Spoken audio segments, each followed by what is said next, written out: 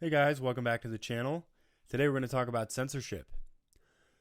So, obviously there's been a lot of talk in the news lately about First Amendment and big tech and censorship of speech you don't like or people you don't like, even entire platforms like in the case of Parler getting banned from the App Store simply for allowing the people who couldn't be somewhere else to be on there. And one of the questions that I think we should ask when we're thinking about this topic is not just what's legal, but what actually works. So we should think about this question of whether or not censorship really works. Now, there are two forms of censorship. There's censorship of what has happened before, and there's censorship of what's going on now. There's two forms. So there's removing things that have happened in the past from the current discourse, old books, old ideas, even old people, not old people, but people that are no longer around, silencing those old voices. And then, of course, there's prohibitions on what you can say and do now. Now, these are sort of related because oftentimes the reason the old voices are being removed is because they're in violation of what you would like to have happen right now.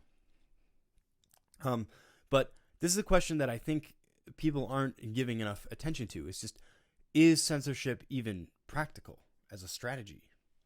In order to ground this a little bit more in historical context, I want to take a look at the case of the Soviet Union, which is probably the most egregious and well-known case of widespread censorship that people are familiar with in recent memory.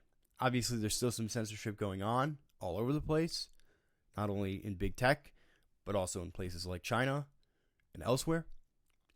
But the Soviet Union is a really, really good example for us to talk about some of these ideas and to start analyzing this question of whether or not censorship even makes sense as a strategy. So, obviously, under the Soviet Union, particularly under the rule of Stalin, there was high levels of censorship. There was censorship of a lot of American ideas. There was censorship about criticisms of the regime. There was censorship about things that were happening inside the Soviet Union, especially with the gulags and so forth. And it wasn't just censorship of speech, but it was also censorship of art, literature, people themselves, of course. And entire, in some cases, people that would be disappeared, for example, would disappear from old photographs as well, and paintings.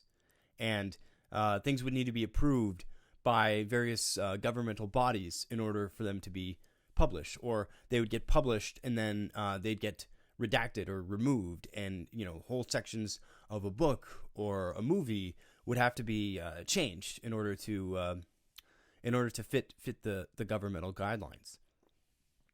And there were various ways that the Soviet citizenry found of getting around this government censorship. Okay, so one of them was Samizdat, which is well known, which is sort of like an underground network of knowledge and information sharing, where people would often handwrite texts and then share them with one another, passing them on by hand in order to avoid the censors and in order to avoid being found out. Of course, you couldn't have a printing press in most cases running covertly and not get caught, and so these had to be written by hand. They had to be passed on by hand, and they would just sort of be shared around, various kinds of dissident documents and things that weren't allowed, artwork as well as polemics, in order to bypass the regime's rules. So Samizdat was one way, but there were also other more subtle ways of circumventing the censorship regime. So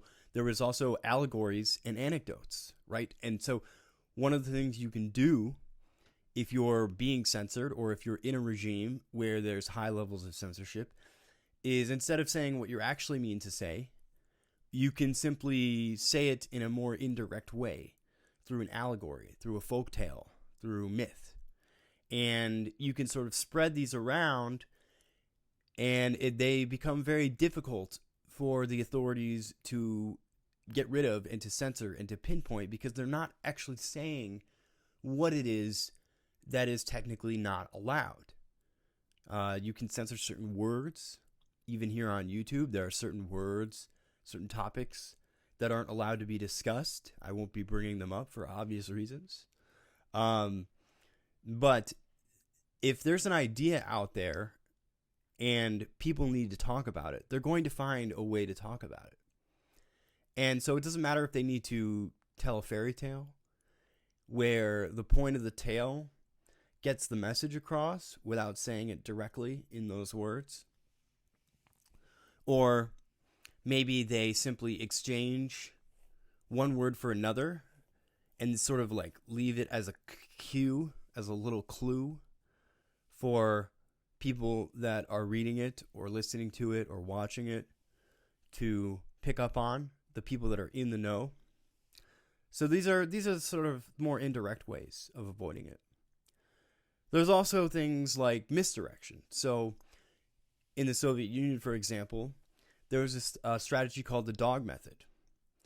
And the dog method was essentially what you would do is inside of a larger body of work, you would insert some absolutely obvious, glaring, extravagant example of something that needed to be removed.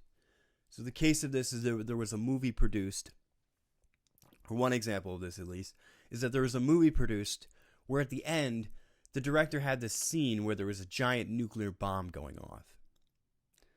And of course, the censors caught this and made him remove it.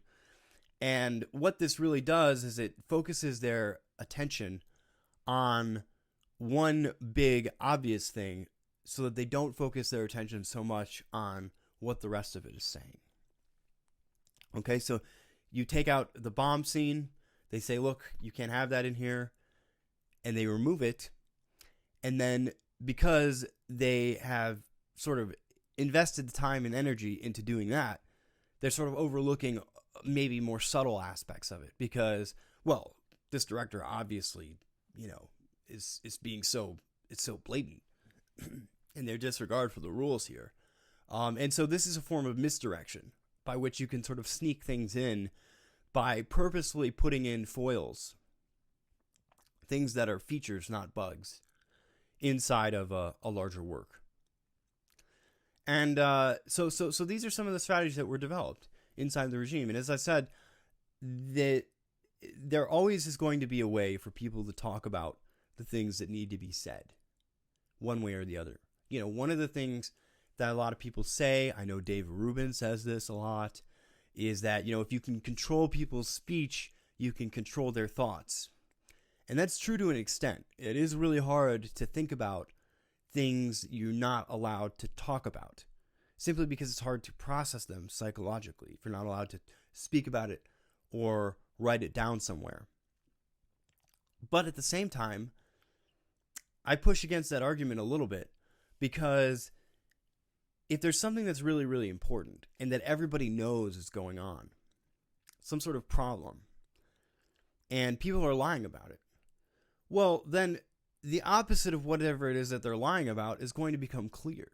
And they're going to find a way to talk about it, even if the precise language that they would need to name it may not be available. They're going to find more indirect ways. And so, can you really keep down what needs to be said? I don't think so. So that's the first part about whether or not censorship even works at concealing certain ideas. It certainly can for a while, but ultimately the truth will come out. It always does. And then I think the second question that we should ask when we're thinking about whether censorship is effective is whether or not it makes your regime weaker or stronger. That is the entity or persons or thing doing the censoring stronger because of it or weaker because of it?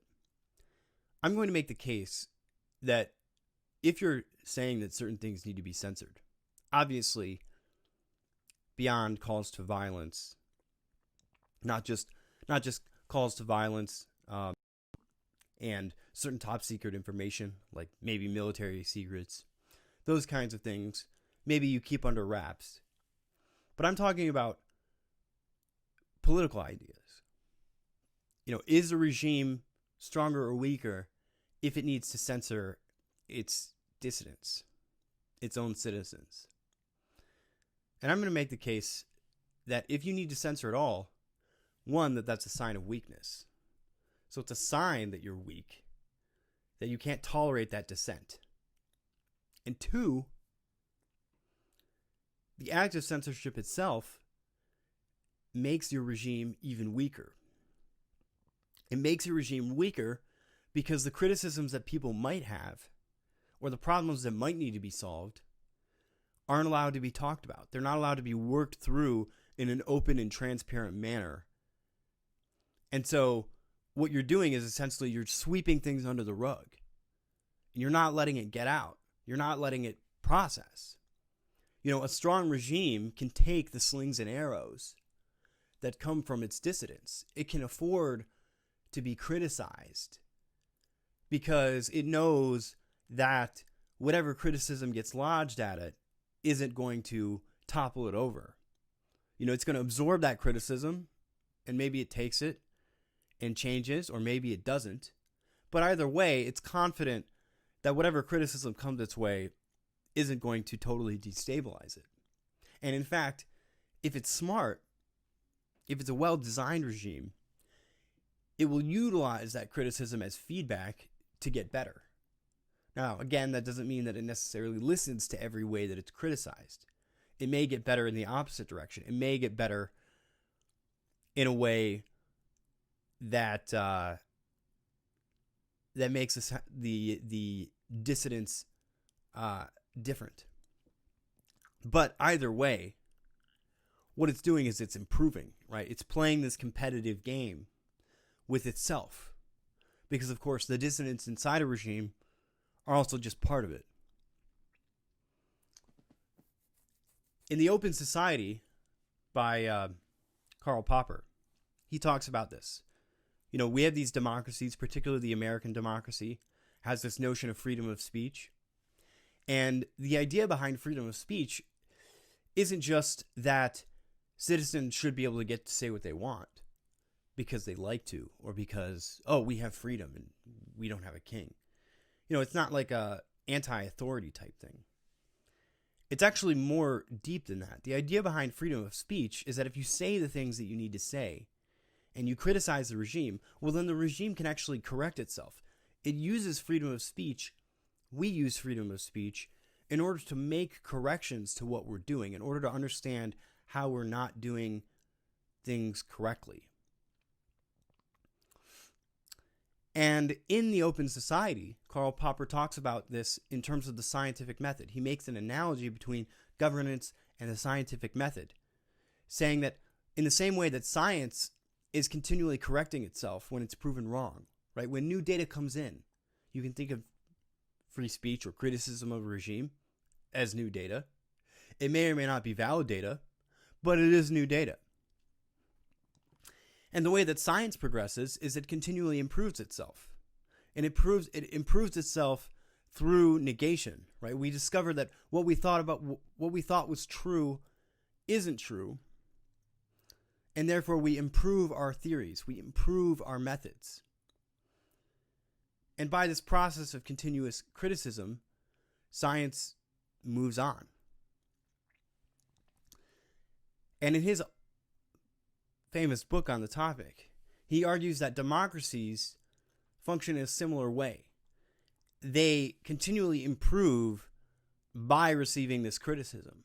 And in fact, it's only when the truth itself becomes politicized and isn't allowed to be made that it doesn't get that vital feedback that it needs from its environment, from the citizens, in order to continue making that improvements. Because how can you improve on something when you're not allowed to talk about it? And so this leads me to big tech and what they're doing right now. Obviously, there's a lot of conversation about the First Amendment, net neutrality, whether or not platforms are indeed also publishers or utilities. And I wanted to make this video because outside of the legal ramifications, and of course, legally speaking, platforms can do whatever they'd like. There's a deeper question about whether or not this is making us weaker or stronger. And when we're thinking about the future of speech, we should think about whether or not the actions that we're taking are actually going to be effective. So that's the question I pose for you today. Do you think that censorship is effective? I'm saying no. I'll see you next time.